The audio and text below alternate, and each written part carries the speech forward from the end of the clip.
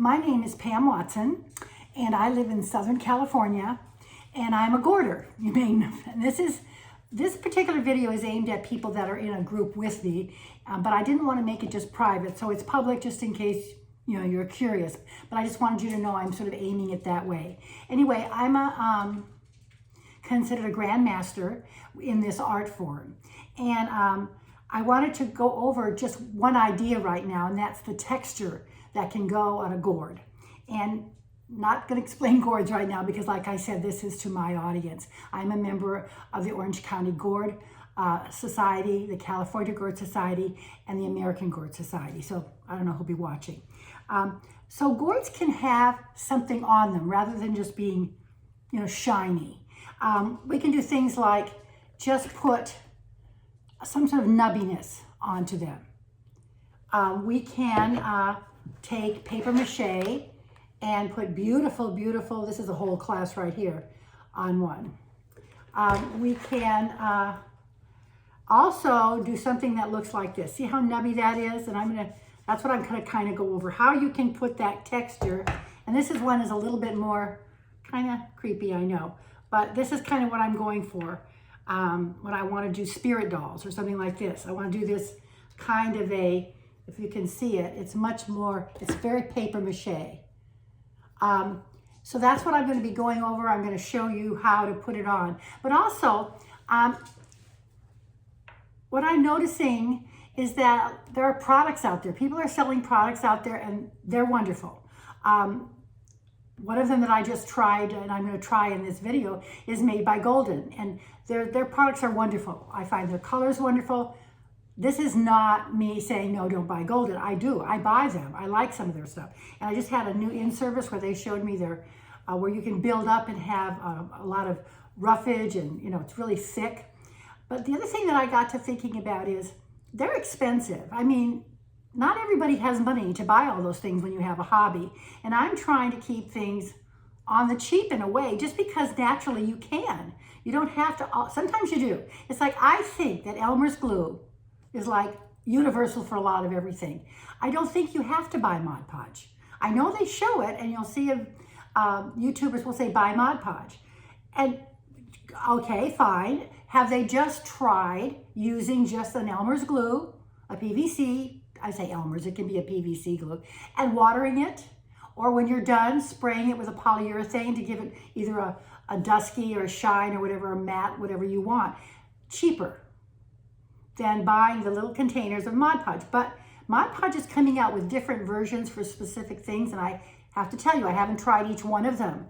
But I think it's them mixing it together, showing it to you, and then somehow when you see the video, you think that's the only thing you can use. Try the cheaper in a small way before I don't know if you have a high-end product you're going to put on, you're going to ruin that object. But you know what I mean. Give it a shot because it's cheaper. It's just cheaper. And so that's what I'm going to do. This particular video is just going to be about texture on a gourd. And if you're at my gourd channel, you're going to notice that I have other videos out. What I want to say up front, though, I am not a YouTube monetized video production person. I don't have high-tech equipment. This is my phone. Whatever the microphone is what you're getting. I can't edit it really that much. So you're going to see maybe the feet of my tripod. Somebody just gave me a tripod, so I'm trying it. It's not meant to be slick. This is just me, an old lady, just trying to show what I know, educate to people who are in gourding or people who might be interested in it, and not be this slick videographer. So if that's what you're looking for, it's not going to be here. But I hope it's going to help. Thanks. We need to discuss what products I'm going to be using while I'm demonstrating to you how to put texture onto a gourd. Okay, so the first thing is I put the following two. This was a Golden. It's a product that I just recently acquired, and it's a paste. And you just sort of squeeze it on and it dries, and it's going to give you texture. This is more expensive. Then I also wanted to try just using a PVC. This is clear. It's like Elmer's. You can get it in white, and it really doesn't matter which one you use. It doesn't. And then you can use toilet paper, tissue, If it's 2-ply, you have to be careful though, because you got to take away one, okay? Paper toweling, it's got 2. Now with toilet paper, it's got 2 or 3-ply. No, you can leave that. But with this type of little bit thicker paper toweling, you have to take it, you know, one away. And then when you do use the clear glue, you add some water, 50-50, whatever. It doesn't really matter what the combination is.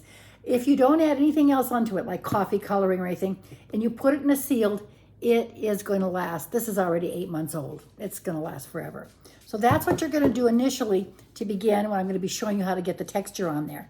Then after that, you're going to be adding some color, and then you're going to be adding embossing powder, which gives you more texture. Now the actual dyeing has nothing to do with texture, so this isn't really a class on using the colorant, but I want to give you just some ideas. One of the things that I put on sometimes is just food coloring, but this is a big giant one because I use a lot of yellow, but it's perfectly fine because you can add a metallic on top of it, and then you'll get the same thing. The same thing if you use leather dye. Now, leather dyes in California don't have alcohol anymore, so you might have to add alcohol if you want that. I buy mine out of state, but I do like alcohol dyes. And the same thing with FW. You can get that with a fluorescent, you can get that with a metallic. And also, another way you can get metallics is Jacquard makes a pinata alcohol dye. There's also Adirondack alcohol dye. And there's also one made by a company you order online, would be called Gourds, W-U-E-R-T-Z. I buy a lot of my stuff from them, and you just order it. This is really nice metallic. Also, when you're doing the pinata, I would also say get the alcohol ink white. It's a really nice thing to work with, have it in your cachet of things. So then you're going to color it. This is not a coloring video, but you're going to add that. Then you need to add more texture on top of the color. And I do that with embossing powders. Buy them wherever you want. There's really, I don't see any difference. What you're going to get different is colors. So the one that I like the most on what I'm going to be showing you today is I used, again, Gourds, W-U-E-R-T-Z, embossing powder. This is apricot parfait and coarse. Embossing powders come fine and coarse, but for the most nubbiness, I like coarse. And then, of course, I have coarse white. I think coarse white. This is a black. Is this coarse or not? It doesn't say on this one. It just says opaque finish black. But, and I think it's probably fine. I would like to have a black fine and a black coarse, white fine and white coarse also. I think they're universal to sprinkle on in different ways. This helps to make something look like it's dirtied up, been outdoors. And this is also a brightener in a way. So these are, I think, staples to have. While you're using the embossing powder, if it's already wet from using the glue, that's going to be fine, but you're going to dry this with a heat gun, so you know it might be too dry. So you're going to spray a little bit of any kind of a polyurethane crystal mat on there when you do the embossing powder. Another thing I talk about when you're using the embossing powder is a heat gun. Don't have to have my heat gun. DIYs, they show them in pink colors and all beautiful for DIY. Michaels has them. Just go online. If you do Amazon, you're looking though for high temperature. You don't want a little one that's low. No, you want high temperature, and some of them are fancy and you can change the temperature. That's great. But please get one with a nice, like maybe narrower hole, so it can really give you a nice shot at it. But that isn't even as important. It's just having high enough wattage. So that's what you're looking for. So that's what the materials are that I'm going to be dealing with today. I want to make one suggestion though. This is called Folk Art, again, Folk Art Dragonfly Glaze. I get it on Amazon. It comes in colors, and quite frankly, I can't tell the difference. You get about the same. But wow, does that give you that? So if you get a plain, like let's say you're just going to use food coloring, you can put this on the top and it gives it a metallic look. So that is a suggestion. And also there's some new stuff out there now, reflectives, luminescent, different types of dyes out there. Play around with those too. I'd like to make another suggestion. When you start to work on a project, you're going to get onto a project, you know you may not finish it in one day. Get in the habit of finding a container. Doesn't have to be this. I have a bucket, but something that you can put let's say you pick a color. Don't put that color back away. You're going to forget you used it. Put all that you're working on for that project into one container. So when you're looking, oh gee, what color did I use? I worked on it Tuesday and it's already, you know, a week later. Put them together, and also your tools, because sometimes that particular brush is something you really want to use again. And of course I teach sometimes, so I sometimes will document when I'm working on a project. I document it so I know exactly what I'm using. But this is a suggestion. This is my assessment. What I'm doing is I'm looking at the golden light molding paste. It kind of gives us a surface, a nubbier surface, versus just Elmer's glue, but this was just clear Elmer's glue, doesn't matter which one, with water. And I'm going to be making a doll, and this is the golden, and then this is what I'm doing with just the, and then just, you know, this is paper toweling, but I took it down to 1 ply, but you can also use toilet paper or whatever. And then I might be putting on some texture. So let's, I'm going to show you this and I'll come back in a moment. This is the piece. And all you do with the golden is you're just taking some of it and you're just, I use Q-tip because I don't want to waste, you know, my good brushes, but you just put it on and so you get a good nubbiness. So that's what you're trying to do with the golden. Let's put it this way so you can read it. And then I'm just taking Elmer's, and then you're just putting it on, and then you're just taking thin pieces of your paper toweling or toilet paper. I kind of like toilet paper. This is this bit, I want it a little bit nubbier, so I've kind of been going for that, but you can see you're just pushing it on, and then this way you can make the nubbiness be whatever you want it to be by how you, well, you've all done paper mache. I'm not telling you anything new, but this is just, I'm going to try to see what happens when they dry. And then I'm also going to do a gauze that I did and see how that looks.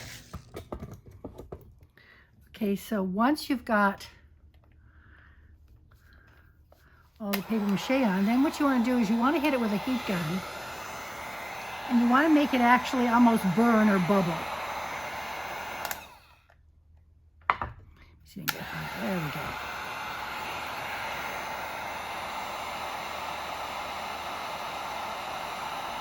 So you're kind of going like this to get it hot. I'll bring you back when I finally get it hotter. Well, it's beginning to dry. And let me show you how you can get, what you want to do is you want to hit this with a gun, a heat gun. A nice strong one. The hair dryer will not work. So what you're doing is you're going to hit it, and it's going to bubble up. It can bubble. It can actually get almost like you're burning it. It's going to get very dark. And so what you're going to do is just keep doing that, even if it bubbles, even if it gets kind of dark looking, until it's all dry, which it is. So remember, it'll bubble, you'll see bubbles, it can blister, and it'll even get little dark spots on it.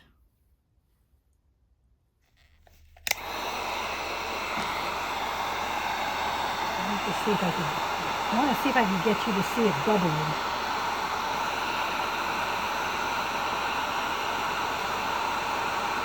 Gotta be fresher, I guess, with a lot more glue on it, but I'm getting this pretty close.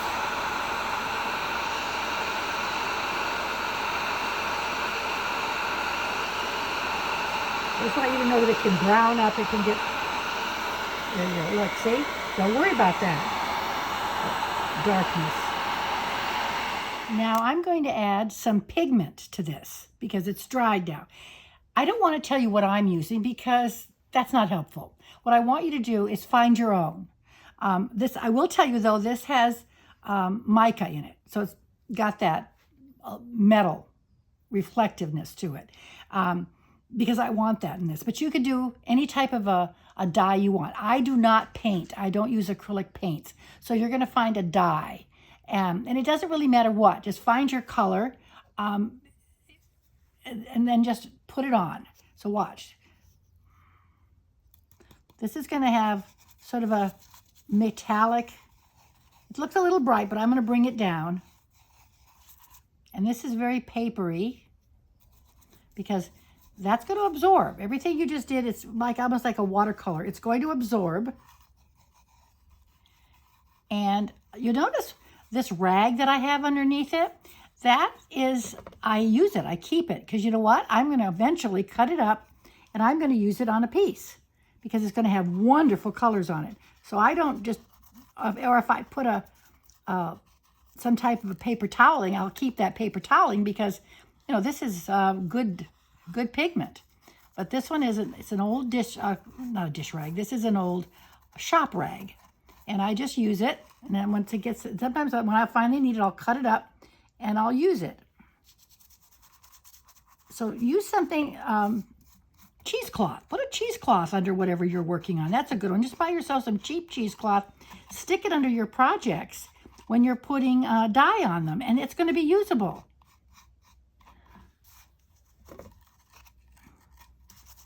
You can see, it doesn't really matter what you use.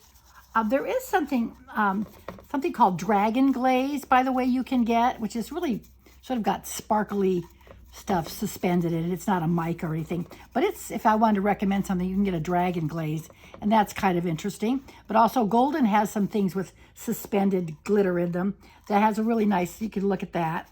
I haven't experimented with it yet, but you can look out there at your local art store and see what might have a, you know, reflective coating. But this is what I have right now. Doesn't really matter what it is.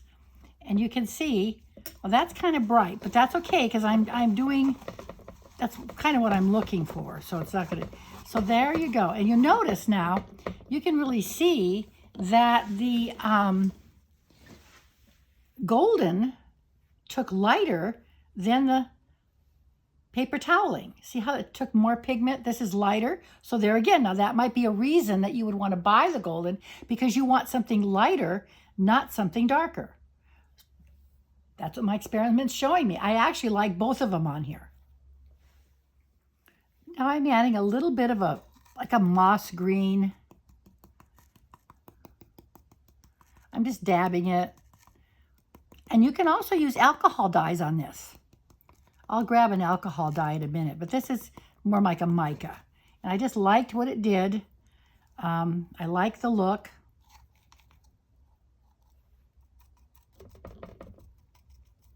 Just gonna stick it around. You can see on there that it's got that very much of a metallic look.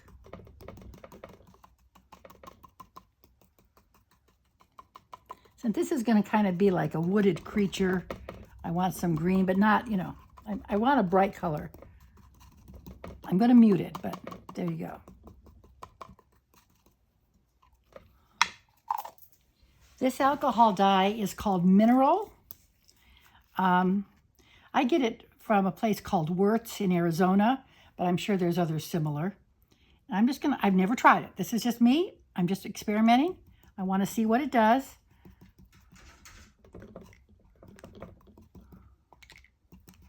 See if it's going to mute this a little bit because Mineral's going to be, I'm assuming, more earthen-like.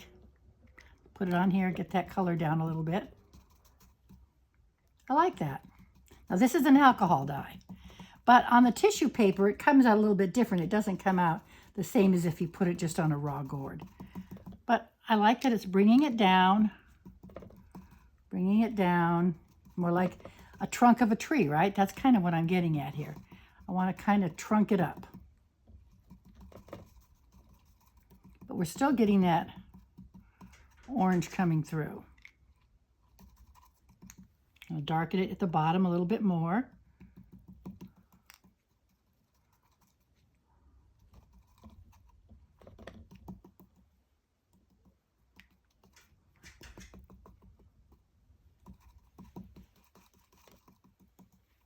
There we go. So that's a little alcohol dye that went on there.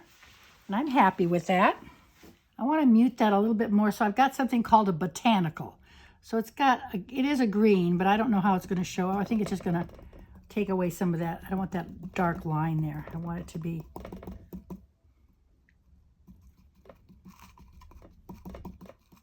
Now I want to talk to you about something. When you're working with these, You can go dark, but once you've gone dark, you can't go light. So if you want to, so always stay lighter and then work darker. Like I'm leaving that light. Once you go dark, you'd have to almost find a white to put on top of it. So you can only go really in one direction. Next, I'm going to take an embossing powder. I'm using an apricot, and I'm going to kind of put it around like that. And then what you do with your embossing powder after you've done that is you take the heat gun and you hit it.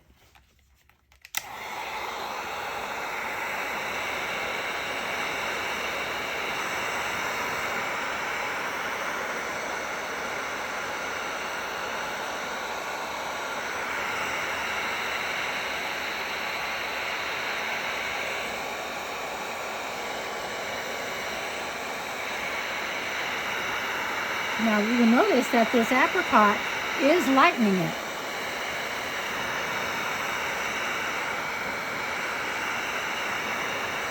In a really nice way.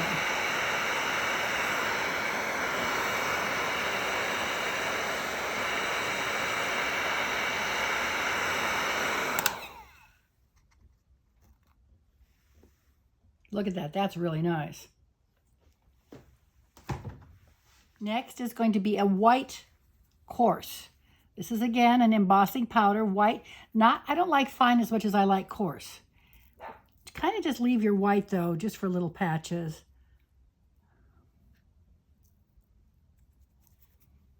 I don't know if that's wet enough. I may have to spray it with a polyurethane. Sometimes to keep it, it has to be wet to really do a good job. That's it.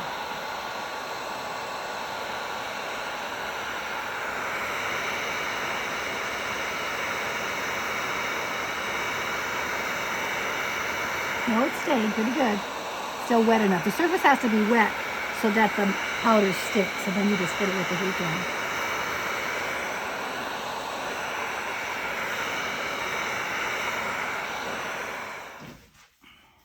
Let's try adding maybe a coarse Aztec marble. See how that goes. I'm going to need to wet that just a little bit because I think it got kind of dry. So what I do is I just hit it with a little polyurethane crystal clear spray just to give it some surface so it'll stick. And then I just want a little bit, and I want them in sort of little pockets. A little pocket of it. Now we're going to hit it with the heat gun.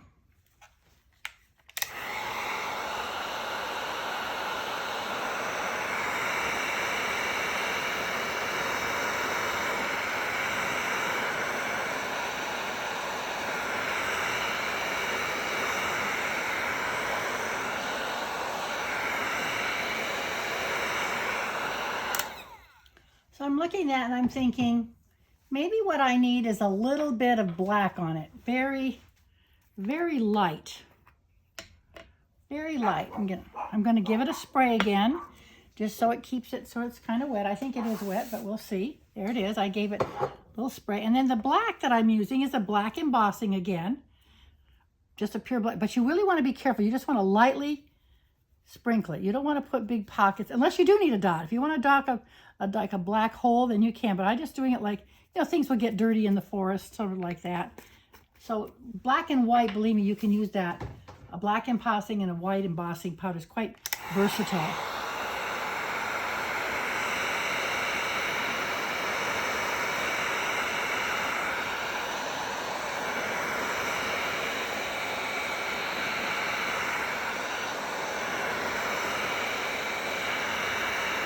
It really makes it kind of dirty up a little bit, look kind of old.